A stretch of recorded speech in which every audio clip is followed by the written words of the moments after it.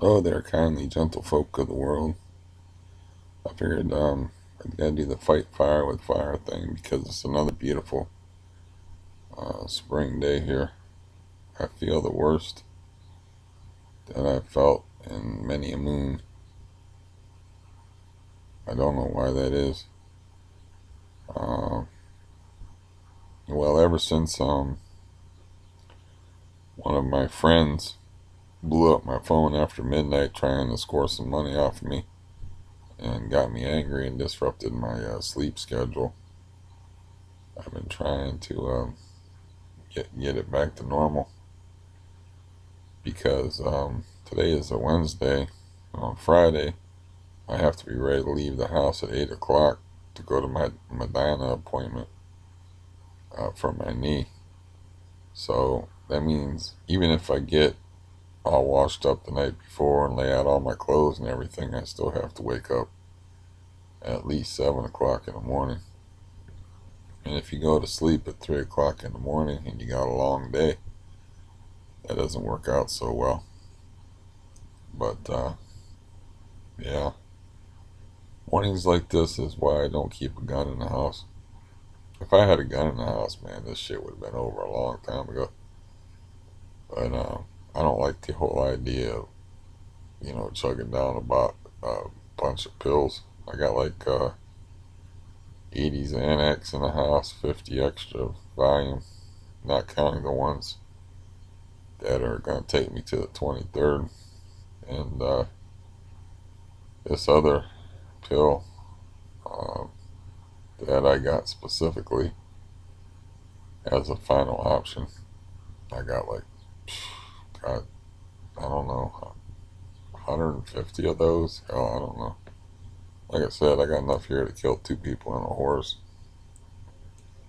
But I kind of promised myself that I would give it a try as far as getting my knee cut and getting rehabilitated. So I tried for 2 days, 2 days by phone. I'm talking hours on the phone, trying to get my medical records transferred from Alman Hospital where I had my knee surgery. I have like all the tests they need. I have x-rays, ultrasound, actual ultrasounds during the surgery they took, because after they found out that the Baker cyst burst and a blood clot formed, they took an ultrasound before they attempted to drain the blood clot. So I have x-rays, MRIs, and ultrasound. And some asinine reason I can't do this over the phone. Um, I tried and tried, and then like they said, well, we can upload it to the Cleveland Clinic server. Then I called Cleveland Clinic, and they send me the medical records, and they're like, we don't receive medical records. We only send them out. And it's, I could tell, you can tell when you get a person and they're like, I already had a bad day, or they just want to go home or whatever, and they just don't want to help you. And I got one of those people. And, they offered no suggestion as far as what I should do next, and offered no help whatsoever. That siren is loud in my ears. I don't know about yours. Got my special magical microphone here, though. We're only this part of the microphone is hot, so maybe it's not too loud.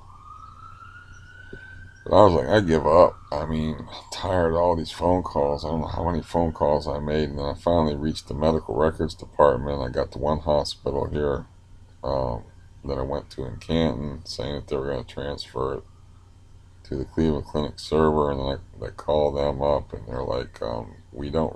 And I'm like, well, how do you take new patients? It's like if you don't take in medical records from and you only send out medical records, how do you take new patients? I don't even remember what she said to me. She just repeated, I think, the same mantra about, sir, we don't take in medical records. We only send out medical records. So I'm like, I give up. That was it for me. And so today I scheduled an appointment for Well, I use the SARTA Pro line will drop you off in the cold and leave you in the dark uh, bus yesterday after that phone call for today, but it would have been a real dicey whether it would have worked out or not because there wouldn't have been enough time maybe for me to get the job done. Do the window. I had a very small window where you never know with that how that's going to work out for one thing. But if it worked out a certain way, I would have had to take a cab home anyway. And I can't find my bank card. I don't have any checks, and I got like $32 in the house, as if I didn't need more problems. And I woke up feeling like this, just feeling horrible at like about 8:45. I'm like, I'm not going nowhere. I was like, whatever's, I'm not going, I'm not hopping on no bus and going to radiology in the hospital and walking around on my bad leg. I'm just not doing that. And I don't know. I might just skip all of it and go into my appointment without, they want you to go in there with like your tests and your records and stuff. But I mean, I've told the people, I told the secretary to the doctor I'm going to see on the phone, I'm like, I cannot be walking around on this leg. I fall down in my house on carpet. It's like I can't risk injury to my leg. It's dangerous. I can't go walking around a damn hospital. You know, um, you know, even to get in there and ask for a wheelchair, I still have to walk. It's like the whole point of me going to an orthopedic surgeon is because my leg don't work, but you want me to use my legs to get records to go to an orthopedic surgery. What kind of like circular reasoning is this? So yeah, I'm highly agitated. I feel horrible today. I don't. I went through all my records. I haven't checked the transactions to see, if I had a couple of people in the house. Only two, though. I only had the wheelchair guy and a guy that's somewhat shady in the house. And I'm real careful with my bank card because I don't use checks. I just use my bank card for everything. So I'm careful with that thing, but I can't find it anywhere. And I don't want to be walking around on my leg just like ripping up the house looking for my bank card. So, my bank balance seems to be in order at first glance. There's a couple purchases on there for $3.99 that I don't recognize. I'm talking $3.99 that I don't recognize. But it's probably lost somewhere in the house because, you know, I, I've never lost a bank card. I'm super careful with them. I mean, I found, I remember like sticking it in my coat pocket, and then, I had it in there with my insurance card and some other stuff, and I got those, and I put those in the drawer that I keep my bank card and all my stuff. And they're in that drawer. I searched through that drawer and I couldn't find it. Sometimes I do transactions on the computer and I don't trust. I should have it memorized, but I don't always trust my memory. So sometimes I put my card in this box over here, but it's just disappeared. I don't have that much money in the bank to steal right now. I got like, I don't know, $542 or something like that in the bank after blowing money on that scooter that I gave the neighbor guy. So I'm not really sweating it that much. I just have to get in my bank before my next uh, SSD payment comes in and tell them, like what's up. Like you got to make arrangements for that. It's very tough not having friends that you can count on to help you out in situations like this. I'm finding out, you know, um, the friends my cop friend, he lives in another city, and his mom's elderly, and she just had her surgery like um, 10 days ago. She's been difficult in her recovery. He hasn't even been able to go fishing. It's killing him. So he went fishing like once, and we've had beautiful weather here. When you're in a northern climate and you're not an ice fisherman, you wait all winter to go fishing. Because I think I've explained on here before the difference. They can't even enjoy you can't enjoy the summer or the winter. In the summer, you have the lawn mowers coming into and the kid noise coming in through the window. And in the winter, I actually enjoy the winters more, I think, than the summers around here. Now that I've had this leg problem where I can't walk around anyway I used to enjoy the change of seasons and getting out and about and stuff. But yeah, I don't know what to do as far as like it's to the point where I have to physically go in to this hospital and get these records, and I got like $32. I might not have enough money if the my transportation works out. I might not have enough. They're gonna make me pay to get my medical records put on a disc. Then I might not have enough money for cab fare back home. I don't have any friends I could. I got people that'll gladly take my money and borrow it off of me, but as far as getting money off of them, yeah, that's happening. So, yeah, not a good morning. And I've been awake for a while and I don't seem to be snapping out of it as far as physically the way I feel. And, I mean, you have mornings like this. I mean, I definitely have to, even if I'm dying, drag myself into that Medina appointment, whether I have my records or not.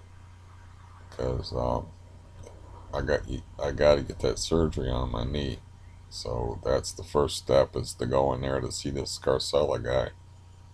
And, even if I don't have my records, I can explain that, they're on the Cleveland Clinic server. I mean, I don't know. I called the office and she's like, I don't have them in my in basket. I said, do you have a number I can call so I can try to get them in your in basket? She gave me that number of that person who could give a fuck about helping me. So, you know, it's like that's what I asked her. I said, like, if you don't take new records in, how do you get new patients? She was just repeated the same thing over again. It's like if someone's never been to the Cleveland Clinic before, how did they go to the Cleveland Clinic if you do not take in new medical records? You know, she just repeated the same thing over again. And I was like, I'm done. I got to go in person. And I said, arrange the appointment today. And I can't make it today because I can't get out of bed today as far as the way I feel. I got out of bed long enough to get a cup of coffee. Um, I don't know. This is the worst. This all started, and I was fine. This all started because that person blew up my phone after midnight, got me all pissed off. And then my sleeping schedule was fucked ever since then. And I looked at my video that I made of myself with the hat and the fake tuxedo shirt, and I was like, man, I look like I'm already half dead. Um, I thought about like talking to my brother especially, and just like easing him into the idea of not having me around because this, if I'm not doing a wheelchair, period. I'm not doing a wheelchair. I mean, I will give it a shot. I will get the knee surgery. If it doesn't work out though, and I'm just suffering all the time, it's like people don't understand. It's like better to let people go than to have it be a burden where you gotta take care of them. And, you know, I can remember he said that it gave him a sense of purpose. And it's like would it would not give me a sense of purpose though to have somebody taking care of me. I don't care if he's giving these other people around me that are like wiping my ass and shit, giving them a sense of purpose. Uh, uh, hell with that. That doesn't make any sense. So, you know, I don't know when the human race will evolve in their thinking enough to understand that um, a lot of it, I think, comes from religion. It's like, you know, that's not your life. That's God's life that's inside you. So you don't get to decide when it's enough and when it's not enough. Therefore, you have to suffer through the horrible end of whatever disease you have, be it um, Crohn's, be it uh, some form of hideous cancer, or be it CRPS, which I've suffered with now for 33 years, which has stunted or retarded my humanity, and now let me reach the full flower of my existence anyways. So, you know, I could have been a real bright guy and done some really amazing things, but when you're trapped in the way that I'm trapped, you know, it's also frustrating in that aspect. But this is another cheerful video, so I'll keep this one short and keep it at 15 minutes. Just keep it of a record of this is like a throwback day, like to the Xanax days of just waking up in total misery, which I don't think I've had a day like this for, man, a long time. I could, you know, I didn't check obviously before I made the video, but I could have checked.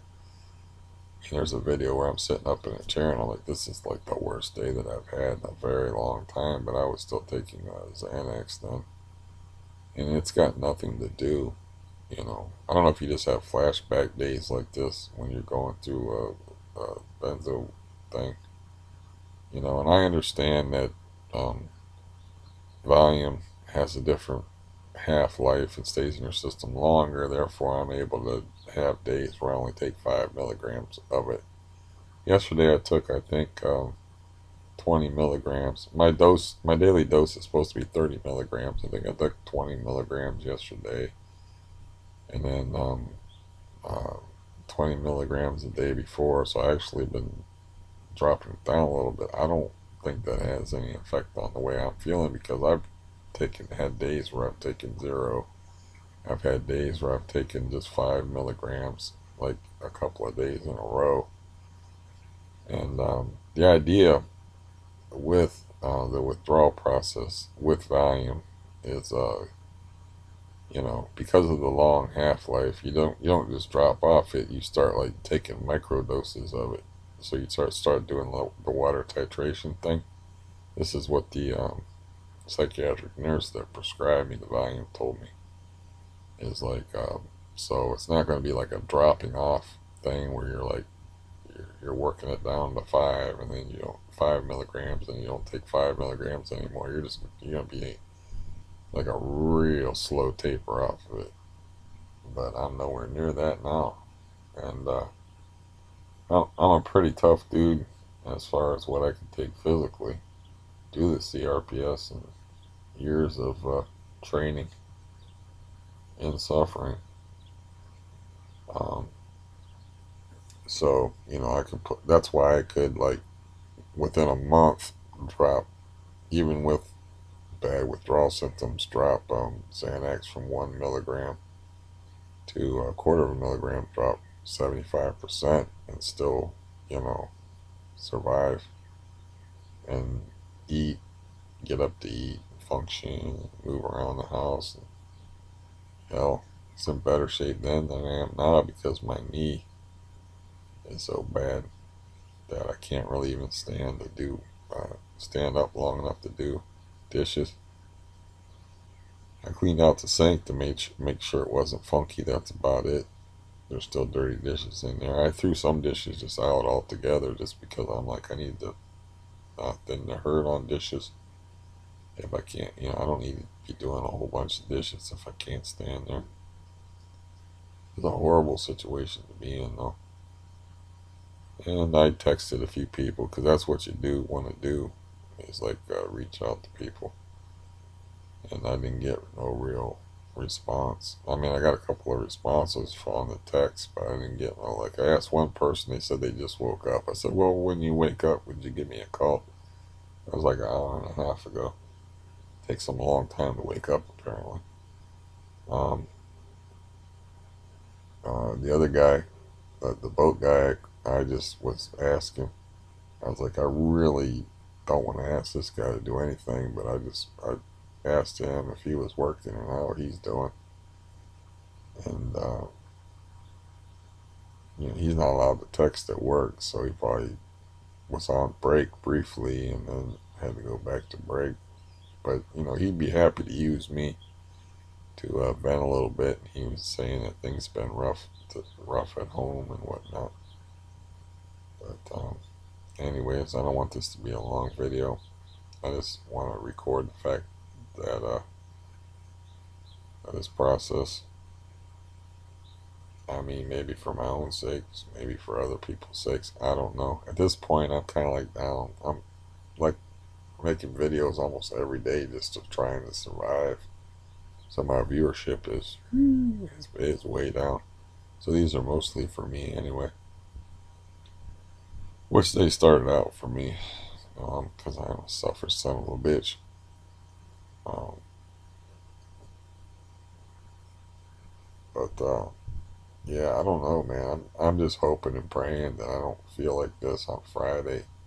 But even if I feel like this on Friday, I have to drag my ass in there because I promised myself I have to make one more try at getting back to some sort of functionality and normalcy before I choose the big sleep, which I'd much rather just do that right now. I'd much rather. Like I said, that's why I don't have a gun in the house. It's like I'd much rather take the big sleep now, but I'm gonna give it one more try before I start eating enough pills to kill an elephant. Um, but I don't see any point. I have CRPS from here down, and if every day is torture and you're just looking at debilitation to the point where you can't take care of yourself, and you're just having other people take care of you, and you're making loved ones watch you wither and suffer. And I still maintain that that's why my sister ditched me, is because she just couldn't handle it. You know, and a lot of people they can't get past that. Why does if they believe in God, they can't get past, like, why does God allow this kind of crap to happen to people who are actually decent people? Um, why do they can't get past that? They need that belief, and they can't understand. Um, well, I'll quote a book, Desperation, by Stephen King. There's a guy in there that talk. There's a kid in there that's talking to a drunken priest. And the drunken priest more or less explained to him that God is cruel. And they use that expression in that book. God is cruel. And a lot of people, it's not that he's cruel, in my opinion. What I believe about God, it's like God's seen it a billion times, a billion times, a billion to the billionth power. This is just like a recurring cycle that happens over and over and over again. This existence, it's eternal in both directions. So he's seen people suffer like me, and he's seen us all come and go. And it's not a matter of um, cruelty or such human traits as that. It's just the way it works, you know. But that's the thing, is like, how much autonomy does man have? A lot, and I think that's the ethical dilemma that goes along with the whole one that Dr. Kevorkian explored in the 80s, I think it was, where it's like, do we have the right to decide when enough is enough? And do we have the right to decide, that to wave that white flag, to say that, look, I surrender. This um, life has become nothing but suffering. It's too much. Can't do it. You know, and do we have that right to decide our own fates and our own destinies, or do we have to just submit to the whole process of living, even if the process of living involves just literally living in a rotten corpse of a body,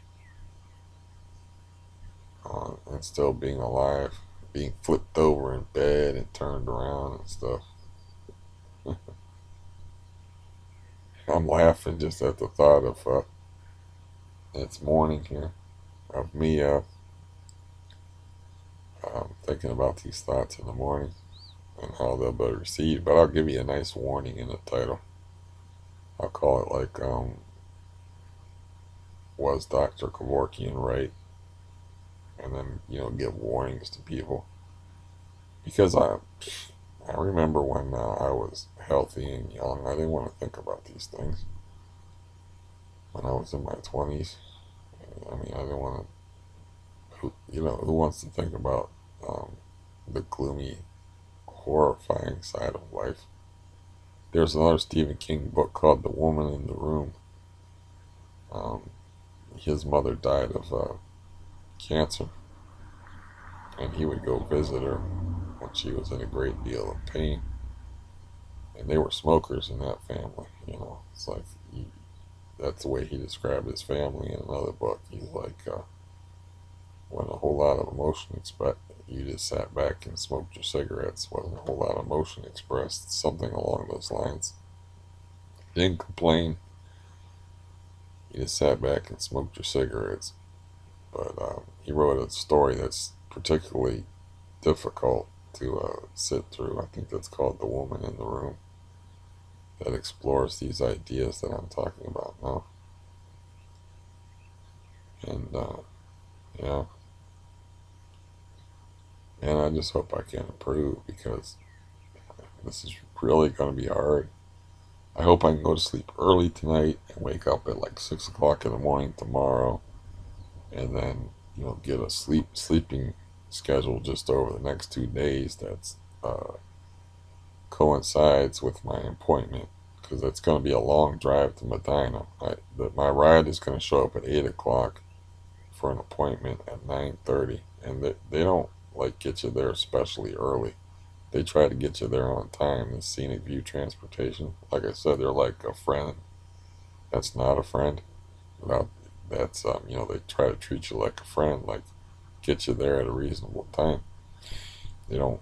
They're not like other transportation services I use where they get you there an hour early and drop you off, and like you're just sitting there like a dick for an hour waiting for your appointment. So I haven't looked it up on the map. I've never been to Medina, so I haven't looked it up on the map. Like, how far is Medina? But it must be a pretty good distance if the ride's going to show up at 8 o'clock. They said, because I went, the card's right here for Scenic View Transportation,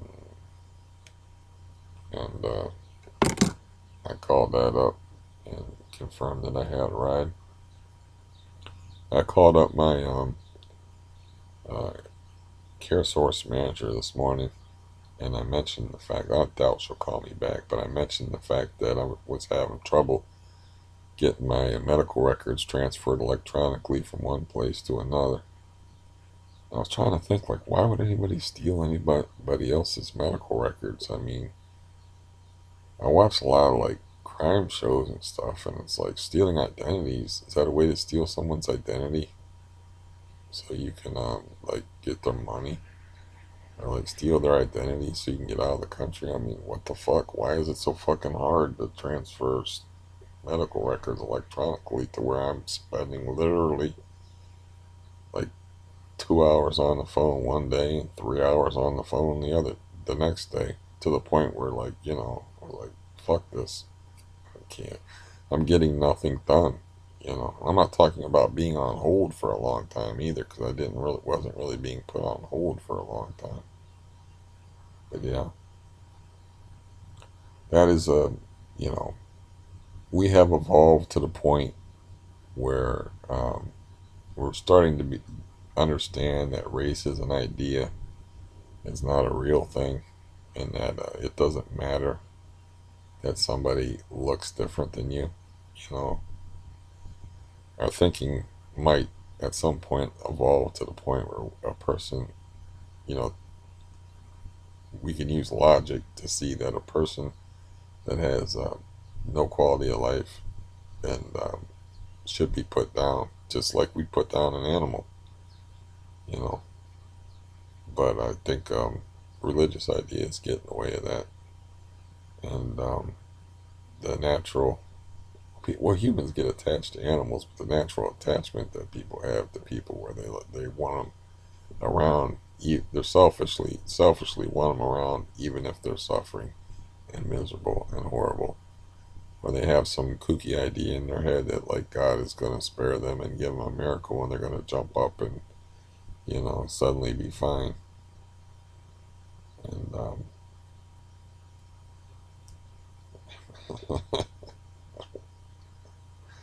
yeah, I actually went to when I first had CRPS, I went to some kind of like church where I held hands with some lady. We had some kind of connection, but they were praying real hard that I would get a healing or whatever. And I, of course, felt nothing, either emotionally or physically. But this lady, we were holding hands in a circle or something. I was holding hands with this lady, and she was going through all kind of like emotional conniptions and spasms. I guess that's the way she expressed her. That's the way she prayed. And I was kind of like more worried about her health at that moment than mine. So this woman's gonna have a heart attack and stuff. But this video is no longer short. But for me, half an hour is pretty short. So that will be the title of the video. Uh, was Dr. Kevorkian right? I think he's dead now. Anyways, definitely hope you're having a better day, a better week, and a better life than me. Goodbye.